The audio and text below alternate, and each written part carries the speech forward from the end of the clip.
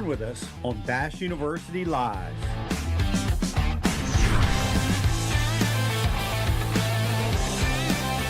Bass University Live starts now.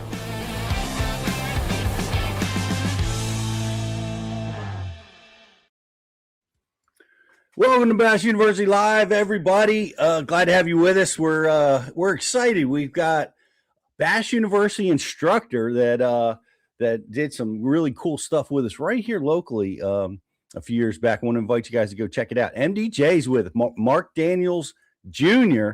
From Major League Fishing Tour is going to be with us today. We're going to be diving into finesse fishing and a variety of other topics like we always do. So bring your questions and look forward to having some fun with MDJ. If you haven't, download the Bass University app. The Bass U app is the new app is 2.0 is available for you. We want to invite you guys to check it out and leave us a review. Go over to the App Store and leave us a review, whether you're an Apple user or Android. Get over there and check it out and let us know what you think. That's what's going on at Bass U. We've got a lot of great stuff that's coming up. One of the seminars that we're really excited about because he did such an amazing job and it's perfect. It's that time of year. Is Emil Wagner, who is making a name for himself out on tour, delivers a really amazing tutorial on topwater fishing, and topwater season's here. Depending on where you are in the country, just about everywhere, except for the extreme north is topwater season. It's post spawn, summertime patterns. The topwater bite is happening, and Emil has really dives in with some unique concepts and some great strategies that are going to help you catch topwater fish no matter where you're at. So look for that coming on Bass University real soon. Without any further ado, let's bring him in. Justin Harant is behind the scenes pushing the buttons for us as usual. There he is. MDJ, how are you, my friend? Yo, what's going on, Pete? How are you? Man, I'm good. It's good to see you. It's been a while since we've been face to face, but I still remember the time we got out on the water. Oh yeah, man. You had me out on the Delaware, man, which was really cool, unique experience. Some time back, like you said, man, we don't get to catch up all that often, man. But those memories, man, they last forever, you know. Yeah, and one of the memories, and I can't tell you how many times I bring you up because of this technique that you shared with us that day, and it's available over on Bass UTV. Go check it out, guys. We take the back hook off the rattle trap and just fishing that through timber through. I still remember that, and I tell people about it like, this is a great tool, great weapon, but I still remember when you were throwing that bait into the tree. I'm like, there's no way he's getting that bait back. Yeah, I know it, man. A lot of people get shocked by that when I tell them. Of course, I shared that tip with you guys on Bass University some years back. But it's an underutilized technique. It's just like, you're showing fish in places something a little different that they're not used to seeing, man. And that's one of the keys in bass fishing as we're seeing all the trends right now unfold.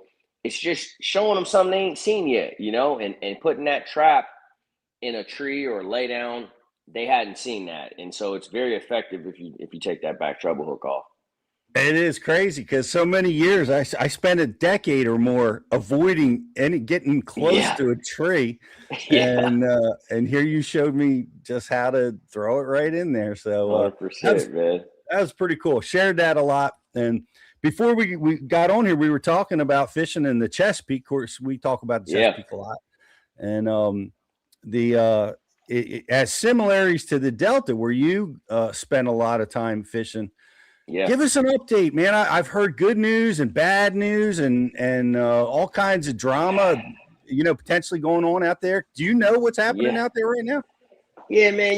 I stay tapped in. I got a lot of really close friends that fish the Delta every single day and or weekend and tournaments and things like that. And whenever I get home, I try to dabble myself, man. But the Delta, man, we got two major problems. The first one being sea lions. So the sea lions have figured out, we've always had sea lions from the beginning of time, but they were migratory. So they would come up in the fall and winter months.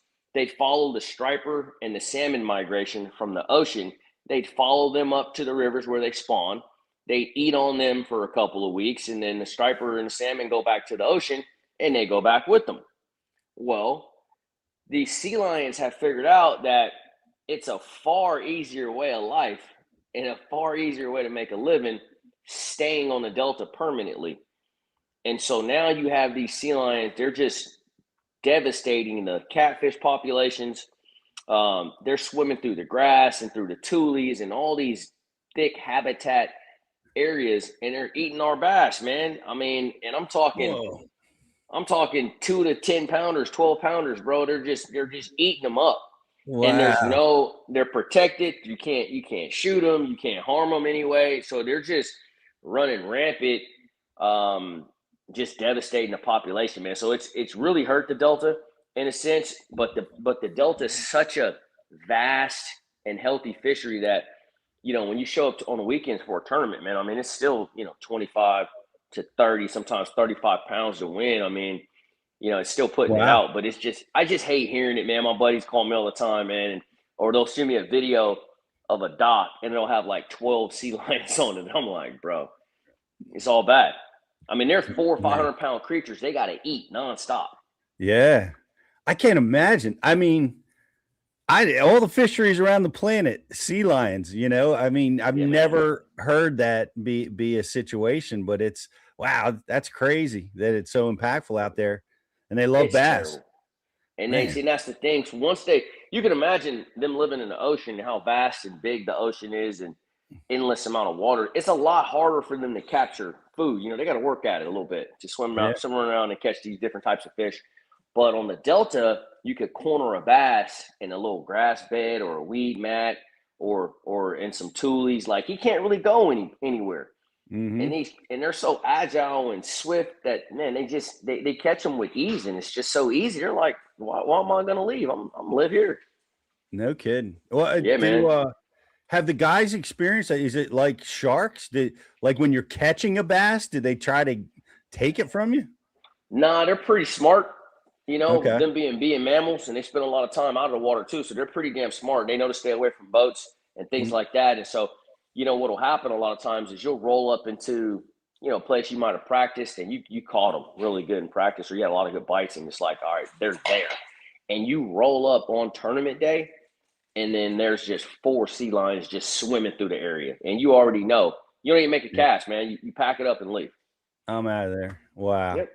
Yep. So that's our biggest issue. And then, of course, the other problem is just the spraying. They spray all our aquatic vegetation all the time, which is the heartbeat of the Delta. As you guys know, in the Chesapeake, man, without that milfoil and that hydrilla, man, you don't have that great fishery. The Delta's the same exact way. It's very reliant on healthy grass population, and the state comes in several times a year. They spray it, they kill it back, and it hurts fishing. And so we got a lot of ebbs and flows back home on California Delta, but it is still, in my opinion, one of the better fisheries in the country. Yeah, that's impressive. And I mean, it's kind of unrelated. Like we have the Canadian geese that have decided to not migrate anymore. Yeah. Like the sea lions, like they figured out they can live in these commercial complexes all year long and dine on the manicured lawns. And they don't ever leave. They just stay. And it's crazy. The sea lions are doing it out on the West Coast. They figured out a way to survive that's a little bit easier. 100%, man. And that's just nature being nature. I mean, they're gonna do what's best and easiest for them. And that's that's what's going on. But at some point, they're going to have to either, incorporate like some permits where you can like kill X amount of them a year, or they're going to have to do like a relocation program. Because, I mean, it breaks your heart to see one come out of the water and he's got a 10-pounder in his mouth. A 10-pounder. I mean, like, dude, it's crazy. Yeah, that is. I've caught so few 10-pounders in my life. That's very upsetting to me. You know what I'm saying? And that's the thing. Like, I know a lot of guys that have never caught a 10-pounder. Yeah. Yet the Delta is a special place, and we've had a lot of 10+ pounders over the years, and them sea lions are picking them bad boys off, man, one by one. Yeah. Wow. Well, let's move fisheries for a second. All right. By the way, shout out to Matt, big fan of MDJ. We all are. And let's move up a little bit north. I think it's north, right? I don't fish on the West Coast that much, but the Clear Lake is singing praises like, oh my God, it's back. Yeah, man. That is that is a little bit north of me. But yeah, Clear Lake is probably, like a lot of guys would argue, the best lake in the country right now. I mean, it is freaking putting out bags left and right that are just insane, man. Very special place.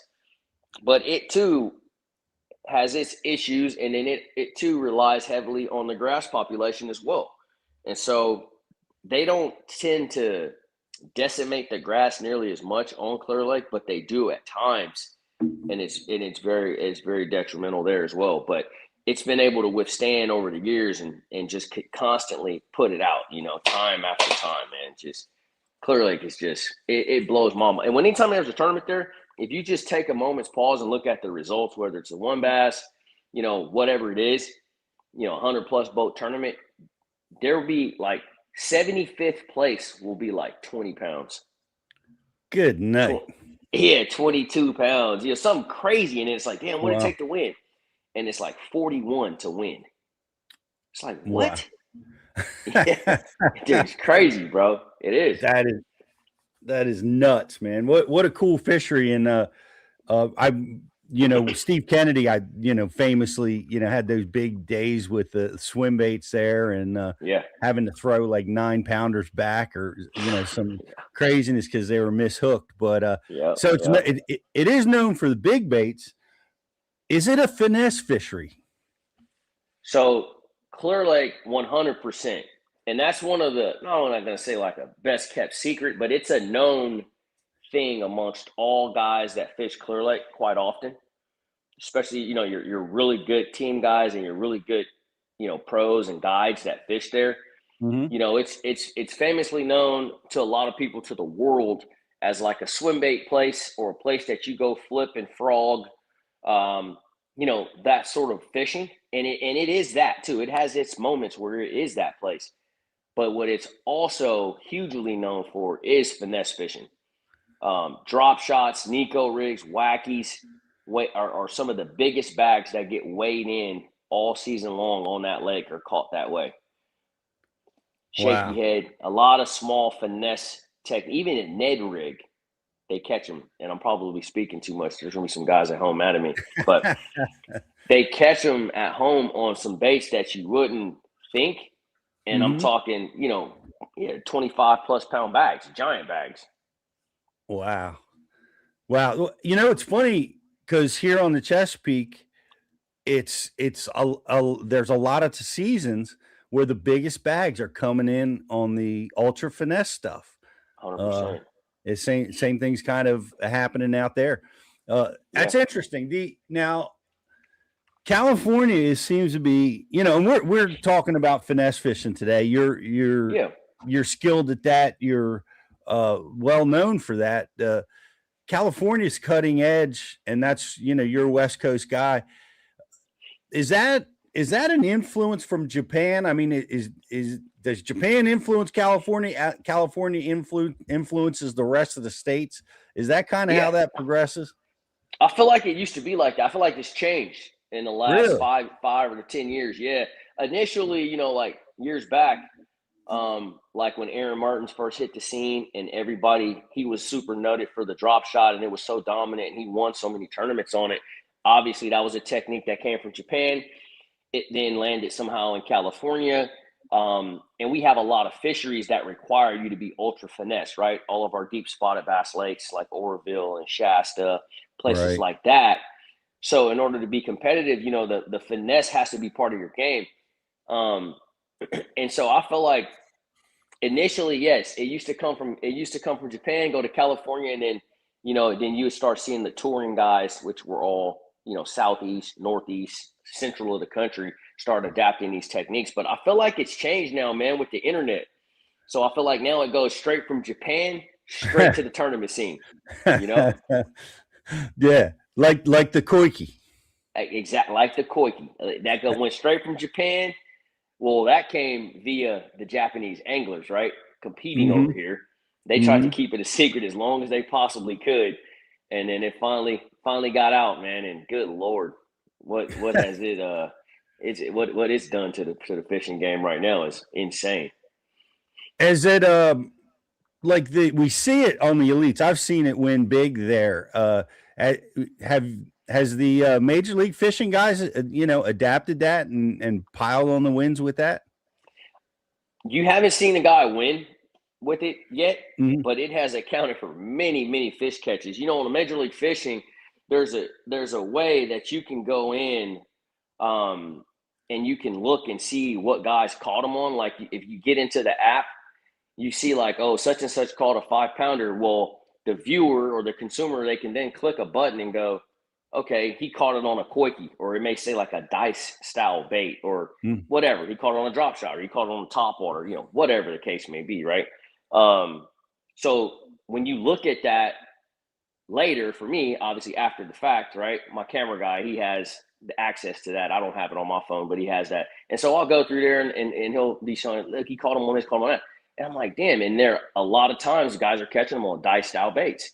And they have been for about 2 years now. Right. Okay. So it's definitely playing. It just hasn't won a tournament yet. Okay. Well, it's Yeah. interesting because you would think it would have, with especially with the every fish counts uh scenario, you would think it would be a killer, but it hasn't dominated yet. That's interesting. It hasn't, man. In my opinion, in the knowledge that I have on the koiki or the dice style baits, the limited amount of time that I have fished with them, and I've had a Mhm. lot of success with them recently. Um, it's more of a slower deal in my mind. It's not a fast paced technique. It's much better suited for a five fish, in my opinion. Which for us, there are times of the year where the bite's really slow and it's a lot tougher, and you can compete with the mindset of a five fish. But most of the time, our pace is a lot faster, and it makes it difficult to throw a bait like a quickie because it takes time. You cast him out, you have to let him sink, and then a Right. lot of times you're using forward facing sonar, not always. We just watched 2 tournaments get one without it, but a lot of times you're utilizing forward facing sonar, and so it's just not something that you can do kind of efficiently. It just takes some time. Wow, that's efficiency. What a great word. Uh Yeah, and and so important. I mean, it's yeah. important in all fishing, but wow, that's a fascinating study. It is well suited better for a five fish scenario that way because a drop shot or a Ned or even a Nico, you can get right down to the target zone in half the time or a third of the time. That's the thing, man. With us, with the every fish counts, if the minimum's a 1/8 or if the minimum's 2 pounds, right? Mhm. I need to catch I need to generate as many bites as I possibly can in the shortest amount of time. So any bait that's gonna take a long time to get in position before you can get an opportunity to get bit is not gonna be my first choice, unless they're just super keyed in on that particular bait. But aside that, I'm throwing something that's going to get there, get in his face. He's either going to bite or he's not. I'm pulling out of there and I'm moving to the next. And a lot of times, yes, your drop shots, your Neds, your Nicos, shaky head, those sort of techniques are a lot more efficient for us in our scenario than like a Koiki would be. But there'll be times where they'll bite a Quickie and they won't bite any of those other ones. And so then you're forced to slow down and just take your time Mhm. and get what you can. It goes both ways, but more times than not, it leans to the more traditional baits. Talk to me about your first choice. Give me MDJ's top Yeah. 3 go-tos, finesse go-tos. Top three. First one you're reaching for. First one, generally speaking, is going to be a drop shot. And the reason why a drop shot is it's finesse for one. It's tried and true fish catcher. We know that. It's Texas rigged almost always for me. I rarely nose hook unless I'm smallmouth fishing. And so it's very efficient. So I can throw it in and around cover. I can throw it in brush piles. I can throw it wherever I want to, and I'm not worried about getting hung up. And it's relatively fast-paced, efficient. So if I pitch a drop shot over there next to a dock piling that's in 8 foot of water, it's like 1,000, 2 1,000, 3 1,000. It's on the bottom in the strike zone. I'm already fishing, right? So it's highly efficient in that regard. And so I'm putting the drop shot probably my number one. My number two, and this is just out of preference too, I'll be honest, it's just baits that I really like to throw. And that's going to be a Nico rig. A Nico rig is one of my absolute favorite techniques, baits, period. Out of all the techniques, finesse or not, it's just, I just love a Nico. Again, it has a no weight in the head. So depending on the size of the no weight, you're getting to your target. You're getting in that strike zone relatively swiftly. There's not a lot of waiting time, right? It's something you can fish deep. It's something you can fish shallow. You can fish it weedless, like a weedless wacky style hook.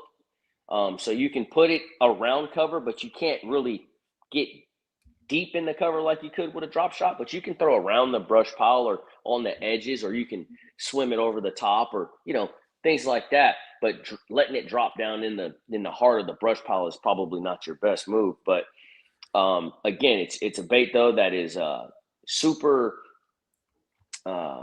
what's the word, like non-threatening. I'm almost always using like a straight tail worm with this technique, and it just looks very natural, and it just looks like it belongs. It's like not loud, not obnoxious. It just kind of fits right in, and it just looks like something a bass can easily attack, easily eat, and then go on about his day, right? So that's the Nico rig, number two, one of my favorites. And then last but not least, I'm torn between two. I'll tell you both of them, but I'll give you the pick over the two. So the two that I'm torn between is going to be a shaky head and a wacky. And I'm going with the wacky. I'm going with the wacky, man. A wacky style, whether it's a straight tail worm or a stick bait, it is just something that they cannot, I don't know what it is about a wacky style bait, right? They can't stand it. They have to eat that sucker. They just have to eat it, man. And so I've made a lot of money, man, in my career on a wacky, man. And it's just one that I have a lot of confidence in, especially in and around the spawn, which these tournament trails these days, both the Elite Series and the BPT, we tend to we have a tendency to chase the spawn, and in those scenarios, you got to almost always have a wacky tied on, man. You just have to. That's cool. I'm betting myself. Like what's he going to say? Number 3. And I was surprised because one of the things that has fallen off for me a lot is, and it didn't make your number 3, but I guess it's your number 4, is the shaky head. Yeah. And so often when I fished in Alabama and Georgia and the Carolinas, the shaky head was such a powerful weapon. And but I've kind of lost favor with it in favor of going wacky or Nico or another technique. But that shaky head, man, that can really get it done sometimes. Dude, and again, that's why I was torn between the two. The shaky head kind of has the similarity to the drop shot because it's a weighted ball head. It has some weight to it, and you can obviously vary your weight. I use anywhere from an 1/8 ounce to a quarter. It's more efficient. You don't have so you have that wait time with the wacky. You throw it over to the target. You have to let them sink down, do its thing. They bite it, they don't. You twitch it a little bit. It's just not as quick, right? The shaky head I can throw over there. It's going to get to that strike zone and to that target relatively quick. Then I can start crawling it out, and it's just a lot more efficient. I'll get way more cast in a day with a shaky head than I will a wacky. and a lot of times generate the same bite. A lot of times, not always. And so it has its time too. But I think people just grasp towards new techniques. And so the Yeah. Nico rig come out, and then Mhm. all these different techniques come out, and it's like, oh, I want to try that. And you catch a few on that, and then you forget about the good old Texas rig that is the whole reason that you even got to where you're at. Yep. We put that on the back burner, man. But the shaky head is also another dominant bait. Gets a lot of bites, very efficient, and I really like it. It's always on the deck as well because I can cover water with it, so to speak. It's like kind of like finesse power fishing in a sense. It's like you can throw it out, make 2 or 3 drags. I'm reeling it in, and I'm throwing it again. Yeah. And so covering water can be very important, as you know. And down, would you say this? I'm just, from my experience, the spotted bass for some Mm-hmm. reason love to Mm-hmm. bite that shaky head almost Mm-hmm. better Mm-hmm. than anything else sometimes. Mm-hmm. Mm-hmm. 1,000,000%. And so that was something I left out and I didn't say, but if I'm on a spotted bass fishery, any of them, Mm-hmm. you have to have a shaky head on. I don't know Wow. what it is about a shaky head and its profile that spotted bass have to have it. Right. And in addition to that, I found for me, they seem to like shorter, stumpier baits, if that makes sense. So, whereas let's take like a Zoom trick worm, right? Kind of a longer, slender bait. Mm-hmm. Excellent bait, tried and true, been around forever. But he's long and slender versus, let's say, a Yamamoto 4-inch Cinco. He's shorter, he's stumpier. You see what I'm getting at there? Mm-hmm. It seems like the spotted bass tend to like your stumpier baits a lot better, in my opinion, than they do your slender baits Okay. on a shaky head. Yep. Well, it's You know, you got to have that's got to be part of the arsenal, and that's that's one of the problems is man, oh man, you got 15 spinning rods rigged on the deck, and I know, which one am I going for? You know, dude. It it's gets it's a crazy at times. it does. Well, let's go back to your drop shot. Yeah. Coming from the West Coast, what has changed for you? Like, have you changed baits or colors, or from what you used to throw then to what you're throwing now, or is it the same? It's a good question, Pete. It's both, and man, it's a lot of the same, and in a lot's changed. Growing up on the Delta, man, we were super pigeonholed in our ways because that was the closest fisher to me. I didn't really fish a lot of other places, and we had you had 2 colors of worm that you drop shot on a Delta. That was it, man. So when I came out on tour, I was using those 2 color worms, and they would work sometimes, and then sometimes they wouldn't. And so, um, What 2 colors? hey, man, come on, you asking too many questions now, Pete, man. I can't tell these people everything, man. No, I'm joking. So they're both made by Robo, and back Mhm. then, and still to this day, there were 2. One was Oxblood Red Flake, was one. And Okay. then the other one was Margarita Mutilator or Margarita Mutilator 3, which, one has red flake, one of them doesn't. So Okay. one of those 2 were like the only 2 colors you needed, right? So as I got out on tour and I started getting my butt kicked and trying to figure out my way and understand how I can get better, Mhm. I learned there was other colors that were more versatile that would work across many different states. And so I've since then I've kind of evolved in a sense, and I have no problem telling you guys these colors. I don't care. I love helping people catch fish, man. So it's just is what it is. But they too are all by Robo. I don't know what it is about a Robo worm, but that sucker there just when you need a bite, he'll get you one. Yeah. You know what I mean? Yep. Um, so in this day and age, I throw a lot of Folkstat Special is one of my favorite. And it's basically the purple of the Margarita Mutilator without the brown. So he's just solid purple. Okay. He's really high on my list. I use Ayler's Edge is probably, boy, he's becoming like my go-to, man, like my number one. That color is really, really good. And it's like a brownish green pumpkin with blue, like a baby, like Carolina blue mixed in it. excellent bait.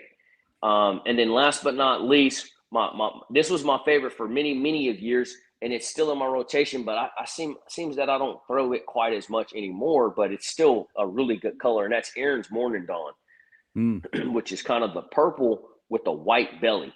Right. And that white belly, anytime their fish were feeding on shad of any sort, I felt like that color would shine. Okay.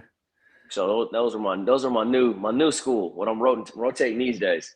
Yeah, I like it. I like the purple. I like the straight purple because that is so old school of a color. Man. Yeah, it is. It's old school, but they bite that sucker, man. I promise you. Yeah, it's interesting. My mentor, in Texas rigging an old man's jelly worm, purple.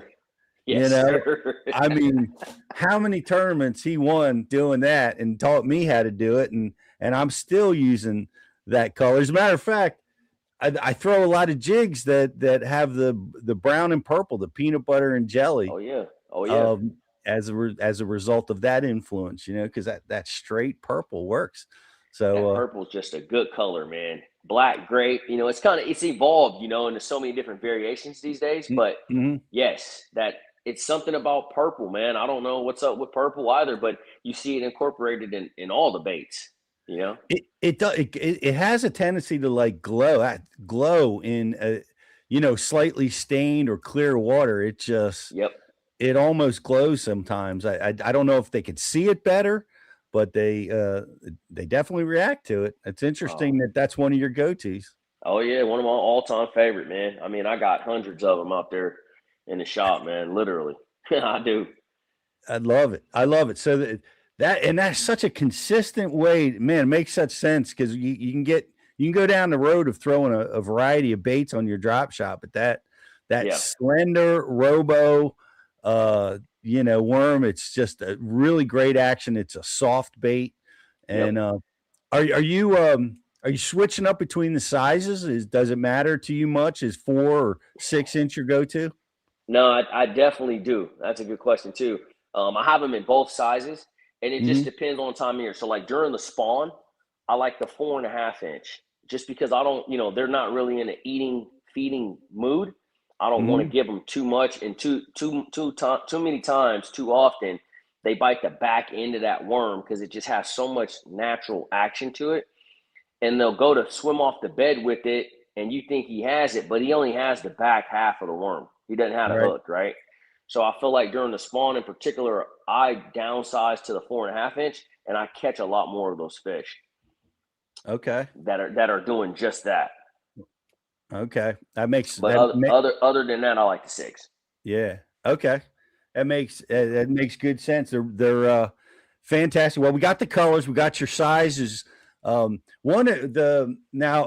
this is important because I've been with high school teams now for 3 years. And man, I can't tell you how important the drop shot has been in our fishing. And strike to catch is something that I work with the kids all the time on. So I got to know what's your hook and what's your line combo that we get a bite, we're getting this fish in the boat. So even as a pro angler, Pete, and you've been fishing many more years than me, is even as much experience as we have, right? We still make mistakes every time we go fishing, right? Absolutely. It's just part of it. It's how we get better, right? And I find myself with the drop shot and many other baits too, but a drop shot for sure, setting the hook too fast. Too fast. So what I encourage people to do, and I do this because during practice, I don't fish with hooks. So I'll just use a hitchhiker and I'll have my drop shot rigged up. And you'll be fishing along and you'll get a bite. One has it, right? You're like, oh, there's one. Well, you're in practice and you don't have a hook on there. And so you're much more calm. You're much more relaxed. You're taking your time. And what's really impressive is just how long these fish will hold on to your bait, right? Right. But during the tournament, I got like this knee-jerk reaction thing because I'm just like stressed out. Score tracker's going off. I didn't fail 5 or 6 places, whatever is going on. and I get this bite, and I want to immediately set the hook. And I just feel like that is the biggest mistake. And so I think, especially for the young anglers watching, when you get a bite on a drop shot, don't set the hook immediately. Wait a second, allow that rod to load, and then set the hook. That's my advice there. And I'm giving this advice, and I need to take it myself because I still make the mistakes. I do. It happens, right? But when I'm calm and I'm taking my time, I land a lot more of those fish. But to answer your first question, Pete, the hook, I like an owner cover shot is my hook of choice when it comes to that. What aught are you using on the 4 and the 6? So on the 4.5 inch bait, I like a number 1 hook. Okay. Number one. Not even an aught. A small. Not even an aught. Yes. Wow. That's just personal preference. That's what's worked for me over the years. A number 1 for me on the 4.5 inch, and then on the 6 inch, I like a 1/0. Okay. And if I'm fishing around really big fish, let's say I'm at Santee Cooper, or I'm at Lake Fork, or I'm at home on a California Delta, and I know there's a high likelihood that I'm going to set the hook on one 5 pounds or bigger, then I'll go with a 2/0. Okay. But that 2/0 will rob a little of the action of that bait. Understood. So that is wow, you are really downsized, and you're like a full size below what I've been using, for those same style of baits. Really? So like, give me yours. I'm curious. Well, I'll just do a 1/0 and a 2/0 for the, for those. So you're one size down, giving you more action, maybe getting you a few more bites. See, that's the California in me sometimes that gets me in trouble. We're super particular on bait sizes and hooks that match, and line size, and oh man, did you put the JDM shrimp powder on there, whatever. Like we get super technical like that. Yeah. And it sometimes hurts me, man. Yeah. Well, I don't know. You've gone pretty far. I think we need to give you the nod on that for sure. But I love what because I preach it too. And I'm going to throw a contradiction out there that I just heard last week on last week's show, but pausing, letting that rod load, you're going to just land a lot more of those fish. Especially, I see, you're watching YouTube or all the stuff that's available to you, and you get a bite, and everybody loses their mind when they get a bite, when they recognize they have a fish. So they're out of position a lot of times. Their rod might be at 11 o'clock when they get that 100%. Drop shot bite. And, 100%. Letting that rod load, reeling once or twice, and getting yourself in a position to put pressure on that fish, makes all the difference. So I 100% agree with you. Yeah. Chris Johnston just won on the Koike. Yeah. But this is interesting, and it may be specific to that bait. I'm going to share it with you now that he says that it's so important on that bait to move on the strike because they blow it out. He says they blow that bait out faster. Have you experienced that? So it's funny. I'm laughing because I've seen the exact video you guys put out on this. I watched it myself, and he's 1,000,000% right with that bait. Wow. I mean, when you feel a tick on a Koike, you immediately have to set the hook, because if you don't, he's already spit it out. There's no, how when you get one on a Cinco, you feel the tick, then it gets heavy, then you tighten up on it, and then you can just literally feel him swimming down the block with it. Like, geez, let it go, dude. You can't get it back on practice day. You can't ever get it back. You get a bite on a Koike, you throw it up there, you snap it, you feel a tick, and then you pick up the slack thinking like, oh, I'm getting ready to feel the weight of this fish take off with it. There's nothing. That's crazy. Let it go. You have to set the hook very fast with a Koike. Yes. Wow. They like it, but they don't like it. It's weird. I think, what it is, going back to the very beginning, man, when we first hopped on here talking about the trap, one hook and always, they just have not seen that presentation yet. So they're like overly curious, I think, about it.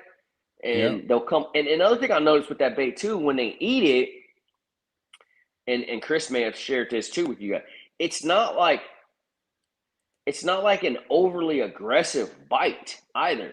You know, it's like they eat it, but you get the feeling of like, I'm gonna eat this, but I really don't want to eat it. You know, if that makes sense. Yeah, yeah. That's kind of how I feel. Yeah, well, it's like a lot of the baits that like, we're forcing them to bite. We're getting that reaction strike out of them, and 100%. yeah, that's interesting. But I'm in 100% agreement with you on the hesitation on a lot of these techniques, and it's amazing how they'll hold on to a jig forever. They'll hold on Yeah. to a Even Senko crankbaits. forever. Yeah, yeah, they'll hold on to Even them crankbaits. forever. Yeah, they will. You I don't, don't know you don't. what it is about that koiki, man. With it, maybe it's the tentacles, the way it feels in their mouths. I'm not sure, but they spit that sucker out so fast you can't even blink. Well, It's crazy. it's important to make that distinction. All right. Yeah. So we're back. The other component, well, there's a couple components talking about strike to catch and landing, because our drop shot is your number one go-to. So I want to keep diving in. The what's your line and combo and your rod combo that you're using most of the time? It varies quite a bit. I've gotten here recently. So I used to always be like an 8-pound test guy with a drop shot. Again, that's the West Coast in me. I struggle with this stuff. I feel like I need to be ultra finesse. I feel like if I present the bait in the most natural sense, I'm going to generate more bites, right? That has cost me over the years too, with breakoffs and losing fish, et cetera, et cetera. So I started playing with larger line sizes just to see just what can I get away with and yet still get these fish to bite, and it's not really messing with anything. And I've really landed on 12-pound test is like now my go-to for a drop shot. I start at 12. Unless I'm like on the St. Lawrence River dropping in 35, 40 with a drop shot or something like that. I'm starting at 12-pound, and I'm using Cigar. Cigar Pounce is my favorite line right now. Leader material is Cigar Pounce, and I'm starting with 12. And then on occasion I'll go to 15, and on occasion I'll drop down to 10, just depending on water clarity, action of the bait, et cetera, et cetera. I will bounce between those three sizes. But if you tell me right now, hey, Mark, we going to the Chesapeake Bay tomorrow, and I've been catching them on a drop shot, and obviously Chesapeake has a lot of really quality fish, I'm tying on my 12-pound. I'm starting with 12. If I get broke off or one runs me up in that millful and I can't pull him out, I'm cutting that off and I'm putting 15 on. You know, or the opposite end of that would be if you took me up to Champlain and it's like, hey, we're gonna be drop shotting, but we're gonna be drop shotting for smallmouth, open water. There is some rock around, but it's more or less open water. I'm starting with 10. Okay. Yeah, that's good heavy line, and we've seen that trend. Like what comes to mind is Koyo Fujita with his short leaders with oh man, watching him bully those 4 and 5 pound smallmouth on drop shot or finesse techniques. Yeah, it is crazy. So you're doing pretty much the same thing with 12. I mean, you can manhandle fish. Dude, I've caught a lot of 5+ pounders where I feel like I have the upper hand. And you know how difficult that is and how scary that is when you're using spinning applications. A 5-pounder, oftentimes, he has you. You don't have him, you know? Yep. But with that setup, I feel like I do have an advantage. Okay. Well, talk to me about weights. Are you ever using weight to like trigger strikes, fast falls, slow falls? What do you do there? Yeah, always. I got a host of different size weights that I'm utilizing, and a lot of it oftentimes is determined on depth, but a lot of times it's determined on how the fish are responding to the bait. So I may be fishing shallow, 2 to 4 feet, but I need to get a reaction strike out of the fish, and so I may be using a 3/8 ounce drop shot weight, which sounds crazy because it's like, dude, you're only fishing in 2 foot of water, but they want that. They want that speed. The speed is what's triggering and generating the bite. And so, whenever I'm out drop shotting or really any kind of fishing, I'm playing with different sizes and different variations of that. So I'll likely have a 3/16 on, a quarter, and let's say a 3/8. Exact same bait, exact same setup, just 3 different size weights for that exact reason. Or the wind might be blowing a little bit harder and it was calmer the day before, whatever. I just want to be prepared for any particular situation. And a lot of times the rate of fall is like the most important thing that triggers a strike. No doubt. Well, now that tungsten costs $1,000 an ounce, are you, does it matter to you, tungsten, lead on your drop shot? Does that matter at all? Man, I've gotten fancy over the years. I ain't gonna lie. I really like a tungsten drop shot weight. I really do. Just because I can feel the bottom composition a lot better. I kind of know what I'm dealing with. It's smaller, it's more compact. It's just better. But like you said, man, with the price of tungsten and where that's going these days, I'll probably be using lead before I know it, man. But if I have my pick and I open up my box and I still got a couple of tungsten drop shot weights running around in there, I'm tying on one of them. I got you. What about shape? Do you vary the shapes based on the cover or the habitat? Yeah, so I like in grass, I like the cylinder shape, the more slender, this more slender shape weight is my preference. And then open water, hard bottom, I like the teardrop. Okay. Those are the 2 style weights that I carry. Even in wood, if I'm going to be fishing around brush piles, I like the cylinder style as well. I just feel like it kind of weaves in and out of the cover a little bit better. Okay. Versus the teardrop. But more specifically in grass, the cylinder outperforms the teardrop, not even close. It just slips through the grass. Yeah, it's just narrow. You can pull it through. It doesn't get caught up nearly as much. It doesn't tear the grass nearly as bad. And it just kind of, it's so skinny and narrow. It just kind of slips in and around the grass clumps a lot better. To me. Well, we've got a lot to digest here, guys. It's a master class on drop shot fishing. That's really, and honestly, it's so unbelievably consistent to get bites when you need to get bites, and you can catch big ones. You can win tournaments with it. So what an amazing finesse tool. My PB comes on friggin' drop shot, man. Get out of here. 1142 on the California Delta on a drop shot on a margarita mutilated worm. No kidding. I promise you. On a 1-aught? No, back then. So let me tell you, this was so long ago. This is funny, and this is just going to show how green I was at the time. I had it on a bait caster with 15-pound test, and we used to drop shot on the Delta with EWG style hooks. So just like a Gamakatsu extra wide gap hook, right? Mm-hmm. Yep. And I had a margarita mutilator robo worm called 1142. That's huge. Yep. What a fish. Giant fish, man. Yeah, dude. So people, and that's the other thing. People think and feel like spinning rod, drop shot, Nico rig, shake, that you're not trying to catch a big one, or you're not going to catch a big one. And I'm going to tell you that you're going to catch a big one. I mean, these are tried and true big fish techniques that for some reason have got put into like, this little fish category, or I'm only targeting whatever, when, dude, these techniques catch giants day in and day out. Yes, they do. Yes, they do. And they will continue to. So 100%. Yeah. So guys, check all that stuff out. I want to ask you this before I let you go. Yeah. We went off I had so many questions for you. It's all right, man. You probably stay in one of the most famous like traveling houses in pro fishing right now. Are you guys, because I'm seeing like a Venus feet on some social feeds. Are you seeing that, man? I'm seeing it. Are you guys still and it's not an OnlyFans, it's like right out there in social. Are you guys still rooming together and traveling together?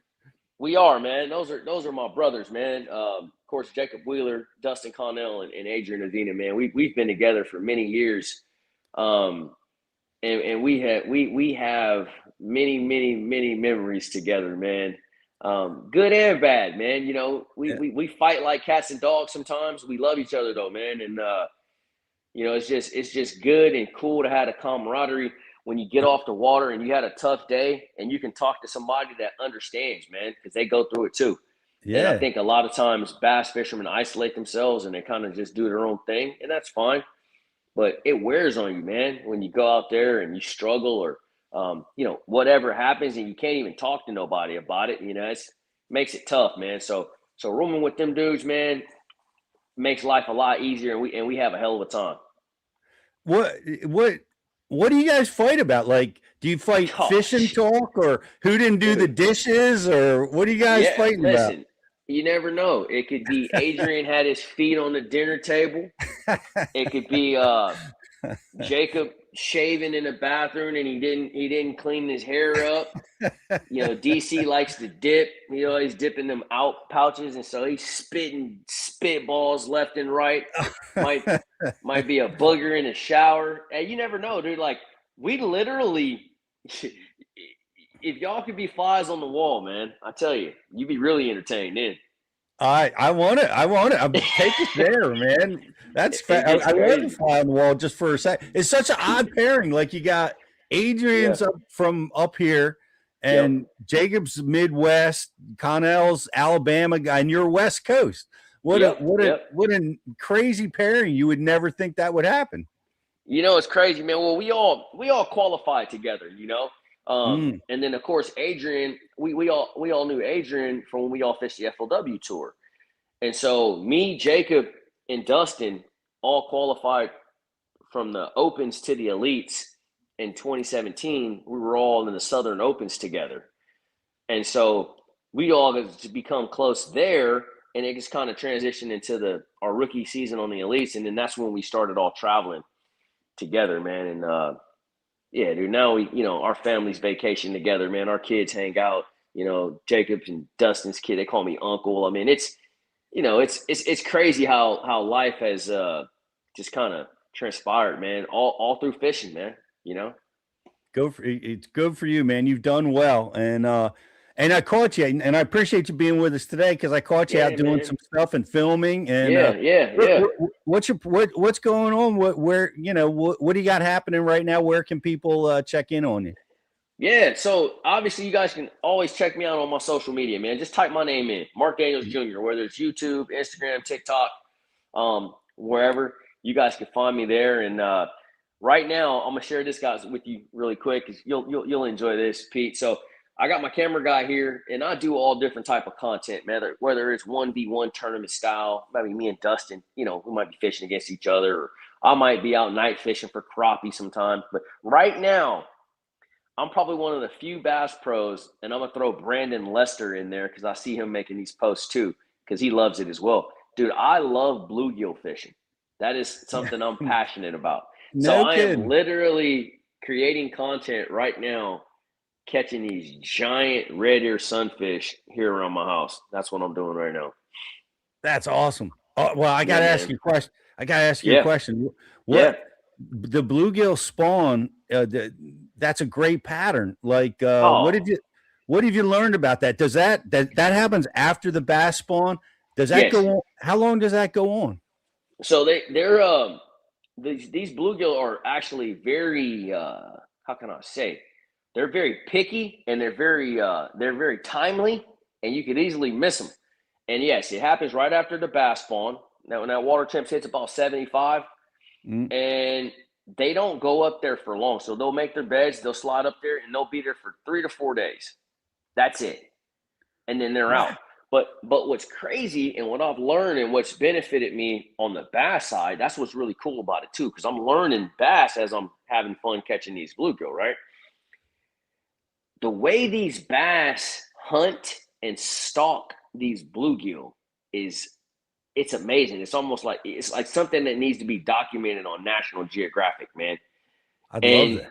when I'm bluegill fishing, I get to see it go down. It's so cool. So like, I'll pull up to a brim bed, and I'm sitting there, me and my dad, we're having a great time, and I'm catching bluegill after bluegill. We're having a good time.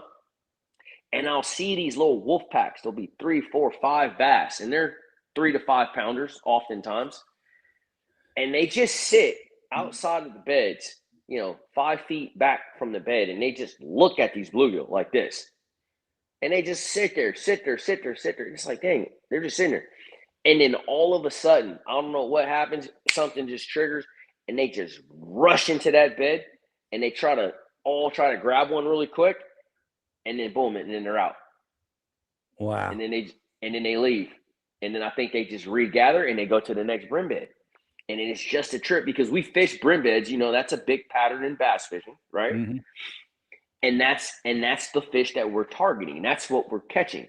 And so to watch them in actual real time hunting these brim is really cool. And so I just kind of got an opportunity to see the way they set up, the way they attack, and how they could be triggered to bite our lures, in a tournament setting.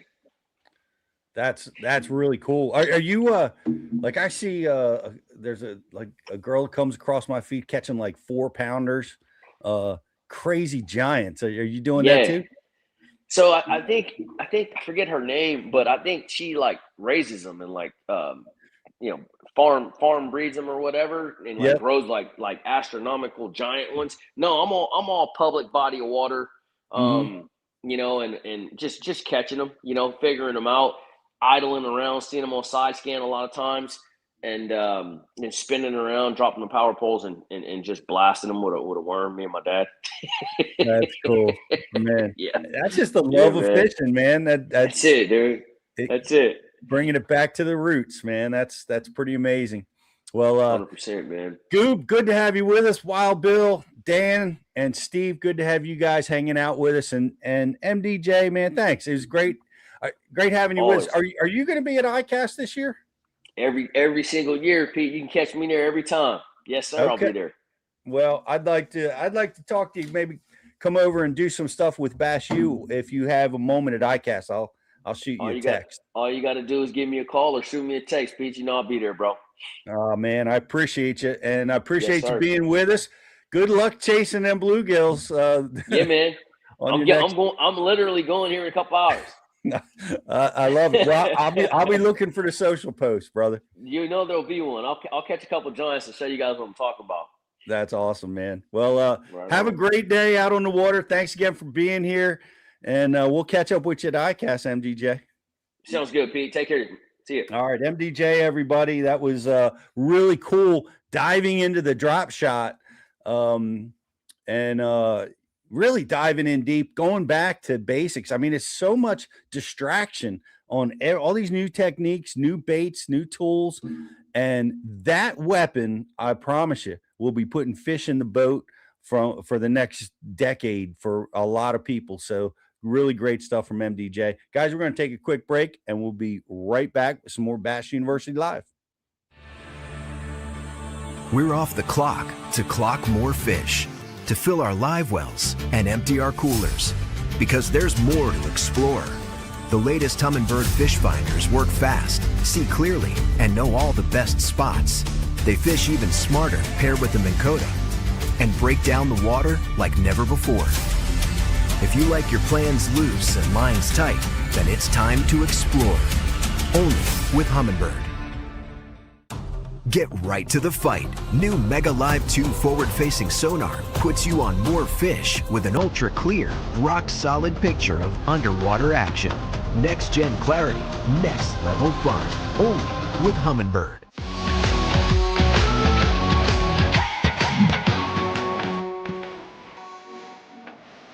That is the critical thing, because you've got to be comfortable jerking that jerk bait around your body. You're always going to be working it with your rod tip down, maybe a little bit to the side. You're going to lose traction on that fish. He's going to flop off because he's got this big heavy weight flopping out of his mouth. And to a bass, that signals in their brain that is an easy meat. They want to feed up, but they don't want to lose that object. That fish was shallow. He was parallel to where I'm standing.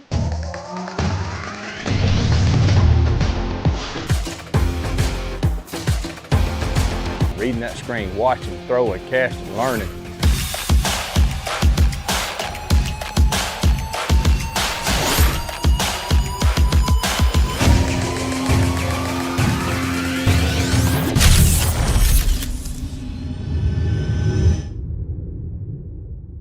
At Whitewater Fishing Gear, we build gear for the days that test your commitment. The ones launching before daylight, staying out when the wind picks up, and fishing through conditions most guys avoid. Engineered for protection, mobility, and all-day comfort. Built to perform when conditions turn rough, so you stay focused on the pursuit no matter how the elements shift. Whitewater Fishing Gear, built to brave the wave. When the sun's up and the bite's on, clarity is everything. That's why serious anglers trust Redfin. Built for the water, designed for performance.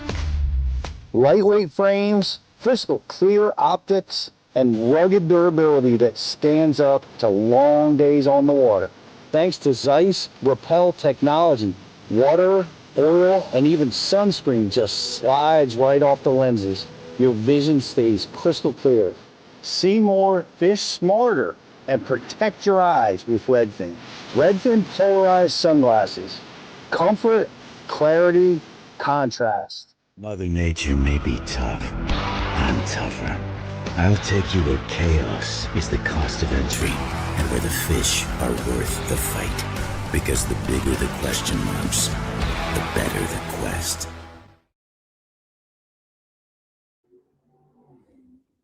Welcome back to Bass University Live, everybody.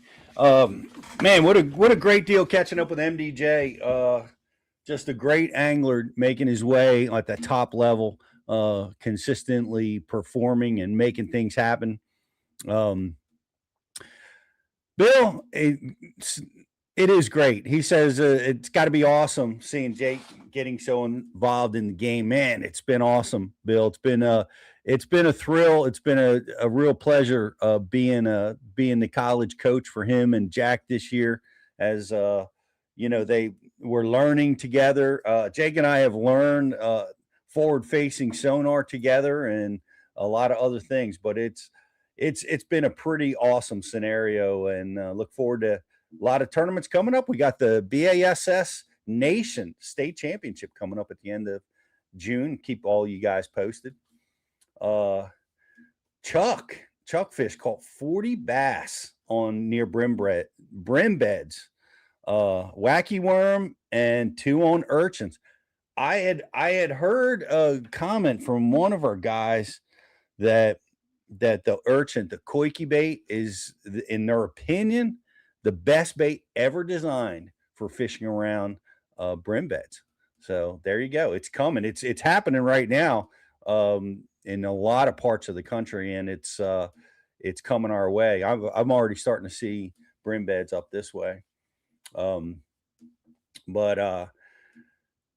Yeah, we were just on a commercial break, guys, but we are back. I want to invite you guys, if you missed MDJ, if you're just getting here, man, you got to go back and re-listen. This is all going to be available, over on Spotify, on wherever you get your podcast. You can listen, you can watch it on YouTube, and go back and check it all out, guys. But in the meantime, we got a sub of the week, Justin. There's Ken with a sweet Bass University sun gear with a huge largemouth. That's an amazing fish. I'm guessing 7 pounds, 6.5 maybe. Great bass. Appreciate all you guys being part of the Bass University program. Like I said, there's an amazing topwater seminar that's coming out at Bass University real soon. I want to invite you guys to check it out. We've got a new feature on the Bass U app, which allows us, we had a question about northern fisheries there and content at Bass University. There's tons of content that really focuses on the northern fisheries. And we also have things broken down by state. So depending on where you're fishing, we've got a lot of content there with anglers from that region of the country teaching about the things that they're really good at. So go check that out. That was the biggest of the 40, only 4 pounds. Well, shoot, man, that's a great day catching 40 bass and with a 4-pounder mixed in the bunch. But yeah, go check that out. We've got content for you over there, guys. We've got a lot going on. Look for it at Bass University every single week. We're going to have a new release for you guys. Am I coming to Elizabeth City next week? I will not be there, Steve, but I will be there in spirit. And I'm looking through some of the comments. 25 plus years, awesome watching them follow. Yep, it's awesome to see the boys. There's a lot of of course we got Vegas Iconelli who's out there fishing. Jake's partner Max Hugan is one of those are our guys from this region, top anglers. We see a lot of the top level anglers out there with their sons making their way through the high school and the college programs. Laker Howe killing it, on the top level, making it to the Classic this year. So it's really cool to watch this next generation take some of the tried and true lessons from Pops and put it to work and making their way in this sport. So it's great to see. It's great to be part of. So get out there and get yourself some fishing in. Right now, it is on really all over the country. Up north, they're still spawning pretty hard. And in my neck of the woods, it's tail end of the spawn, post spawn. And man, it's summertime, ledge fishing going on and the parts down south and further south from that. So get out there, do some fishing, and come back and check it out with us next week. Another edition of Bass U Live, and look for our releases every single week on bassuniversity.com. Go download the app, boys. We'll see you next week.